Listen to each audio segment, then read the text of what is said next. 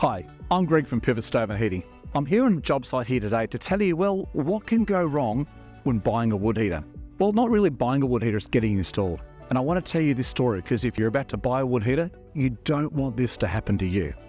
The original installation of this wood heater was, I would call it quite a unique installation, with the flue bolted to the roof to be able to run up the side of the roof and then get the termination above the ridgeline. Believe it or not, it actually worked. And the original wood heater, which was in there for over 35 years, performed happily. Now, the client is extremely environmental and they wanted to upgrade the wood heater to buy a wood heater that burns less wood and produces less smoke. She purchased the Pacific Energy Neo wood heater. But the installer who did that didn't quite have the right capability and more importantly, the experience to do the job properly. He's left the old flue on the roof, which looks disgusting, but he also didn't install the new flue at the correct height.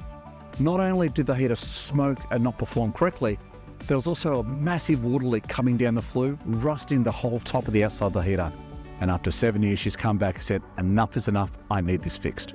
And to do that, we've used Pivot's room-sealed insulated flue kit, and more importantly, a proper qualified installer. So the plumbers have turned up on site, they removed all the old flue from the roof, and they've installed Pivot's insulated room-sealed flue kit with the twist lock joining mechanism. The twist lock joining allows the installer to actually put over 2 meters of flue up above his head height to have the flue terminate at the correct height. No scaffolding required, no boom lift required. Off a safety harness, we're able to terminate the flue correctly. With a little bit of sandpaper and a respray, we've been able to restore the wood heater back to brand new conditions. And now with the correct flue system, we have a wood heater that now works. No more water leaks, no more smoking. It now burns overnight, burns bugger all wood and heats this entire house. If you have a wood heater or going to get a wood heater installed, it's about getting the right installer to do the right job for you.